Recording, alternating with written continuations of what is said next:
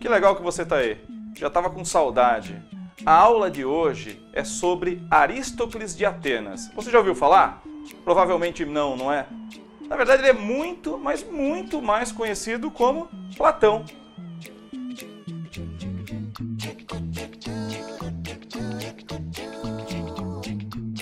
Bom, Platão é só um nome artístico, mais ou menos como Anderson The Spider Silva. Legal, né? Por que eu usei essa comparação? Porque Platão também era um lutador profissional. Só muito depois que ele se aventurou na filosofia. Mas primeiro ele tomou bastante porrada. Então aí vem a nossa primeira dica da aula. Se você não consegue bater em todo mundo que tem vontade, estude, beleza? Bom, mas o Platão, falando agora de filosofia, ele viveu por volta dos séculos 5 e 4 a.C., na fase mais importante da cidade de Atenas. Ele foi parente de Solon, um grande estadista, e aluno de Sócrates. Mas não esse aqui, que me deu tanta alegria. Daquele Sócrates do tudo sei é que nada sei. Sabe? Então você já pode dizer para os seus pais que você está num bom caminho, porque você não sabe de nada, não é? Mas vamos resolver isso na aula, beleza? Então é só prestar atenção.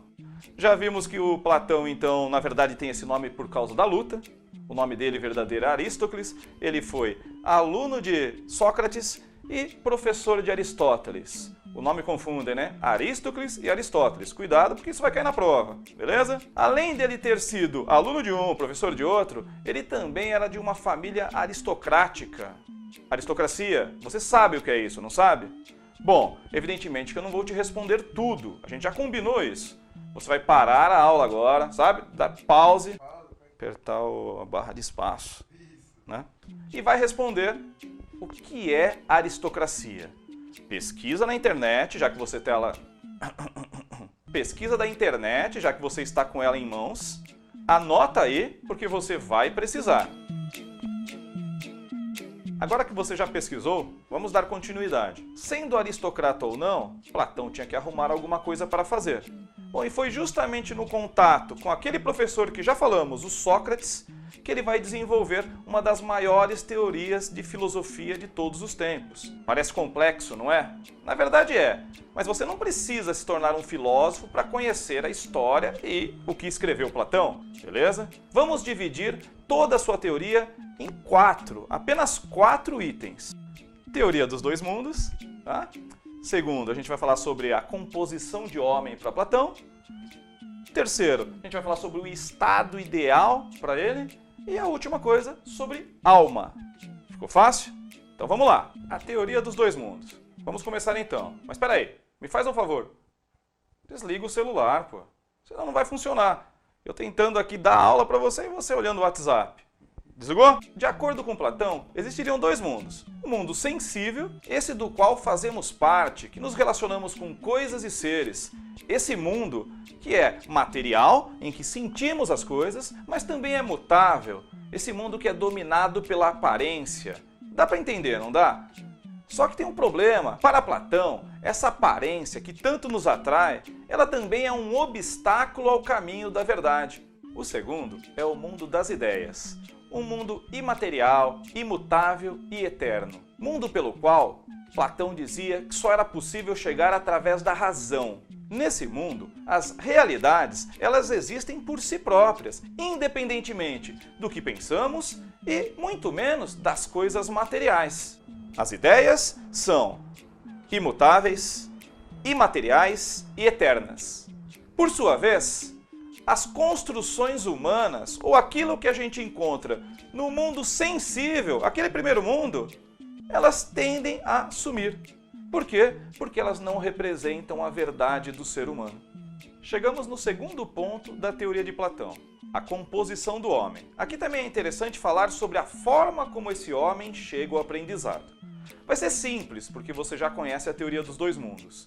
De acordo com Platão, assim como na teoria dos dois mundos, o próprio homem é formado por duas partes, corpo e alma. Você consegue me dizer qual é a parte mais importante, já tendo estudado a teoria dos dois mundos? Vamos fazer o seguinte, eu vou pausar a aula, você vai fazer uma pesquisa rápida, vai anotar no seu caderno e já volta para a gente continuar, beleza? Então vamos lá! Você tá de brincadeira comigo. Só faltava eu parar a aula para você. Tudo de mão beijada? Pô, não sou sua mãe. Para a aula, faz o que eu pedi e já volta, hein? Então, agora que você já fez sua pesquisa, já anotou no seu caderno, vamos dar continuidade. O corpo, então, faria parte do mundo sensível, já a alma, do mundo das ideias. Enquanto o corpo tende a envelhecer e a deteriorar, a alma, por sua vez, olha que incrível, ela estaria ao lado de todas as verdades existentes no mundo. Mas tem um problema. A criança nasce. Você sabe como funciona, não sabe? Vem falar que não. A cegonha traz a criança no bico lá, com a fraldinha enrolada, beleza? Bom, então é o seguinte, nasceu, funciona assim. O homem esquece tudo. Juntou corpo e alma, acabou. Você não se lembra de mais nada, de acordo com Platão. Então, começou a fazer sentido? Você percebeu porque você não sabe de quase nada? Porque sua alma encontrou seu corpo. Mas não se preocupe, tem solução. Platão disse que isso pode ser resolvido pela reminiscência. Você sabe o que é, não é? Não sabe? Então faz o seguinte, procura o que significa reminiscência e também como funciona esse processo na teoria de Platão. Te espero daqui a pouco. Você acabou pesquisando sobre reminiscência, certo? Você tem aí a vontade de aprender mesmo. Então deve ter percebido que é através da reminiscência que o indivíduo chega à verdade. E também deve ter pensado, pra que eu tenho que saber disso, meu Deus? Pra que saber dessa merda?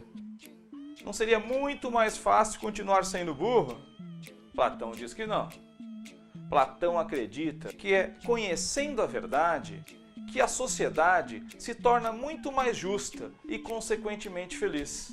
Que a verdade é o caminho mais eficaz para a sociedade ser igualitária e, por isso, com condições melhor para a sobrevivência do ser humano. Para Platão, a sociedade seria mais justa se os indivíduos se dedicassem àquelas atividades para as quais estivessem mais aptos. Ele acreditava que existiam indivíduos com alma dourada, indivíduos que seriam capazes de encontrar a verdade, pois dominariam aquele esquema da reminiscência.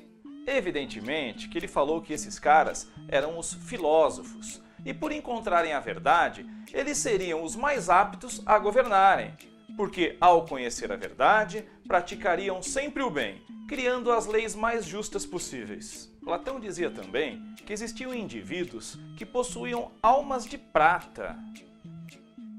Seriam indivíduos mais fortes, mais corajosos, com grande habilidade para a manutenção da fidelidade em relação ao bem e aos seus governantes. Indivíduos ainda que teriam aversão ao mal. Eles estariam em constante colaboração com os filósofos governantes. Ou, como Platão diria, o filósofo rei. Finalmente, existiriam aqueles indivíduos que teriam a alma de bronze. Aqueles que estariam relegados aos trabalhos manuais, responsáveis pelo sustento da sociedade, mas também ao mesmo tempo aqueles com qual a sociedade deveria se preocupar. Isso porque eles são movidos por lucro e por desejos pessoais, diferentemente dos primeiros, aqueles dourados, que sempre buscavam a verdade, e dos prateados, que queriam sempre o controle da sociedade. Acabei de te contar como funcionava a divisão dos indivíduos por Platão. Só que eu não te contei como essa divisão acontecia no dia a dia. Na verdade, eu não vou te contar. Essa é mais uma atividade que você tem para essa aula. Então faça o seguinte, pesquise como era esse vestibular das almas para Platão. Faça isso e já volte. Bom, chegamos ao finalzinho da aula. Falaremos agora sobre o quarto item, a alma para Platão.